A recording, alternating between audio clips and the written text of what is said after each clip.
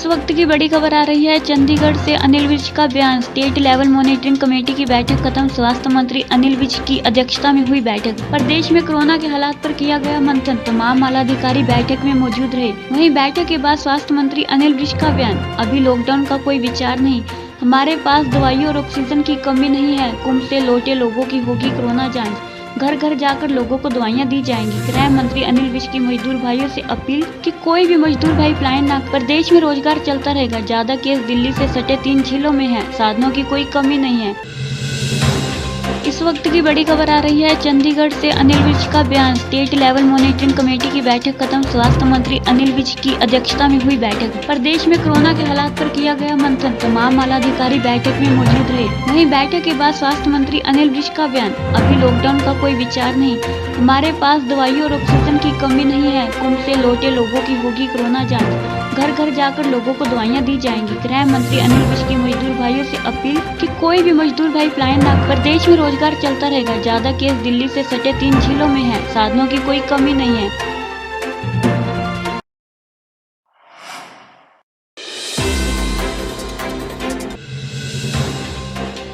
इसी के साथ ही इस वक्त की बड़ी खबर आ रही है। पूर्व प्रधानमंत्री मनमोहन सिंह भी कोरोना पॉजिटिव पाए गए। इलाज के लिए दिल्ली के एम्स ट्रामा सेंटर में भर्ती कराया गया।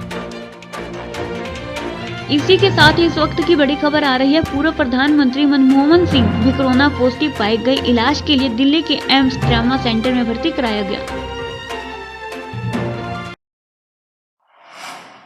दिल्ली में कोरोना की बेकाबू रफ्तार को देखते हुए सोमवार रात से 1 सप्ताह का लॉकडाउन लगा दिया गया। आज दोपहर मुख्यमंत्री अरविंद केजरीवाल ने प्रेस वार्ता कर लॉकडाउन की घोषणा की। घोषणा होते ही शराब के ठेकों पर भीड़ जमा हो गई। हर कोई इसी होड़ में लगा रहा कि किसी तरह से 1 हफ्ते का काम निकल जाए। भीड़ इतनी ज्यादा बढ़ गई कि कोविड नियम तो दूर, लोग सोशल डिस्टेंस तक को भूल गए। कोरोना के इस रफ्तार के बावजूद ठेकों पर सोशल डिस्टेंसिंग की सरेआम धज्जियां उड़ती नजर आई। बता दें कि लॉकडाउन की घोषणा करते हुए केजरीवाल ने बताया था कि जरूरी सेवाएं, खाद्य और मेडिकल सेवाएं सुचारू रूप से जारी रहेंगी। शादी विवाह में 50 लोगों को इकट्ठा होने की अनुमति, इसके लिए अलग से पास दिए जाएंगे। राजधानी में कोरोना की हालत पर उन्होंने कहा था कि 1 लाख टेस्ट दिल्ली में रोज हो रहे हैं। कहा कि हमने टेस्ट और मौत के आंकड़ों को नहीं छुपाया। केजरीवाल ने कहा कि दिल्ली की स्वास्थ्य व्यवस्थाएं कोलैप्स होने की कगार पर पहुंच गई है। केजरीवाल ने कहा कि बीते 24 घंटों में करीब 23,500 कोरोना के मामले सामने आए हैं। पिछले 3-4 दिनों में हर रोज करीब 25,000 केस मिल रहे हैं। पॉजिटिविटी रेट और इन्फेक्शन बढ़ गए हैं। अगर एक दिन में इतने मरीज मिलेंगे तो पूरी व्यवस्था चरमरा जाएगी।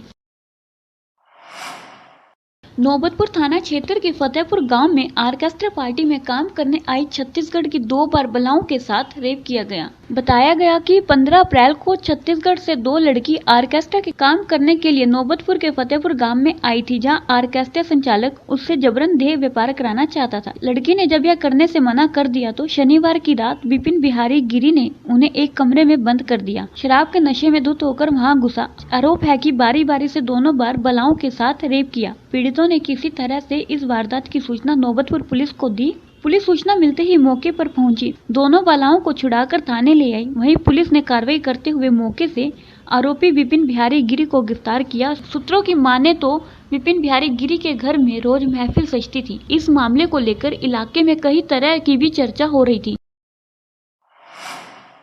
कोरोना के बढ़ते मामलों के बीच पंजाब सरकार ने भी प्रदेश में सख्ती बढ़ा दी है। सोमवार को मुख्यमंत्री कैप्टन अमरिंदर सिंह ने कोरोना की स्थिति की समीक्षा बैठक की और पूरे प्रदेश में कर्फ्यू का समय बढ़ाने का आदेश दिया। पंजाब में अब रात 8 बजे से सुबह 5 बजे तक रात्रि कर्फ्यू रहेगा। प्रदेश में 20 अप्रैल से 30 अप्रैल तक cinema hall, spa, coaching centre बंद रहेंगे। वहीं शादी और अंतिम संस्कार में सिर्फ 20 लोग ही शामिल होंगे। वहीं जिला प्रशासन से इसकी अनुमति लेनी होगी। मुख्यमंत्री अमरिंदर सिंह ने पहले ही सभी निजी अस्पतालों में 75% बेड कोविड मरीजों के लिए आरक्षित करने को कहा। इतना ही नहीं, 104 नंबर हेल्पलाइन 24 घंटे कार्य करेगी। इस पर कॉल करके लोग ऑक्सीजन और बेड की उपलब्धता के बारे में जानकारी ले सकेंगे। पंजाब सरकार ने निजी लैब में कोरोना जांच की कीमत भी कम कर दी है। पंजाब में रविवार को रेस्टोरेंट बंद रहेंगे।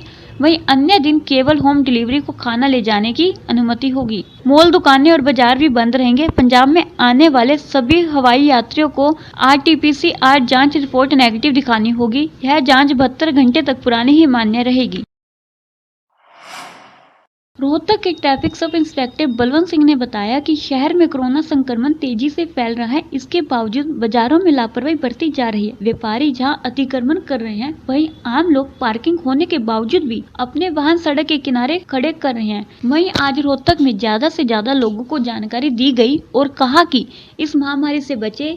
साथ ही जिन लोगों के पास मास्क नहीं है, उनको मास्क भी वितरण किए गए और लोगों को जागरूक किया गया। जो लोग नहीं मान रहे, लापरवाही दिखा रहे हैं, उनके खिलाफ सख्त कार्रवाई भी की जाएगी और साथ में 500 रुपये का चालान भी काटा जाएगा। अभी तक 10-15 लोगों के चालान काटे जा चुके हैं और पुलिस की संयुक्त टीम ने आज किला रोड बाजार, झज्जर मोड़, रेलवे रोड व भिवानी स्टैंड, सोनीपत स्टैंड पर मास्क को लेकर लोगों को जागरूक किया और हिदायत देकर छोड़ दिया और अपनी तरफ से मास्क भी बांटे। Sub inspector traffic Balwant Singh ने बताया कि आज हम सिर्फ हिदायत देकर समझाकर छोड़ रहे हैं। कल से कोई भी हिदायत नहीं बरती जाएगी और बिना मास्क वालों के चालान काटे जाएंगे। जी दलवीर, मेरा नाम दलवीर है, सब इंस्पेक्टर ट्रैफिक से रोहतक से। मैं आपको सभी को बताना चाहता हूँ कि मास्क ज़्यादा से ज़्यादा लगाएं। आज हमें लोगों को रोक के मास्क के बारे में जानकारी दी गई है, जिसमें लोगों में से 5 में से 2 के पास मास्क मिला, उनको बांटे भी गए, हमें दिए भी गए, हिदायत भी दी गई है भाई ज़्यादा से ज़्यादा मास्क लगाएं। अपने घर वालों को भी समझाएं, गाँव में भी समझाएं भाई महाबीमारी चल रही है मास्क की, इससे जितना बचा जाए आप बचो।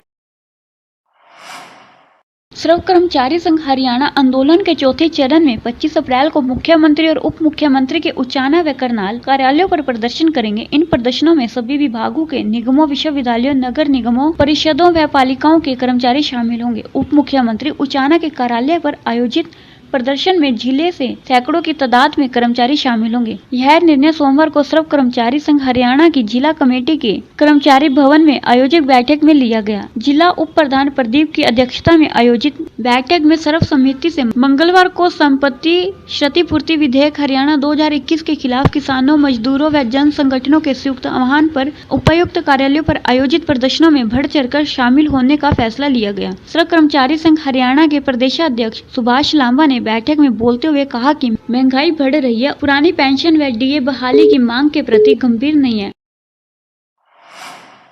नगर परिषद की नवनिर्वाचित अध्यक्ष रीना सेठी ने शपथ ग्रहण के बाद सोमवार को पहली बार अपने कार्यालय में पार्षदों की मौजूदगी में जन समस्याएं सुनी। संबंधित विभागों की इन समस्याओं को जल्द से जल्द समाधान करने का आदेश दिया। सबसे ज्यादा शिकायतें सफाई को लेकर आई। रीना सेठी ने कहा कि नगर साफ सुथरा दिखाई देना चाहिए। कर्मचारियों की कमी है, पर जल्द ही 100 सफाई कर्मचारी रखे जाएंगे। साथ ही नगर वासियों से अपील की है कि कूड़े को कूड़े वाली गाड़ी में डालें, दुकानदार कूड़ा डंपिंग केंद्र के बाहर न डालें।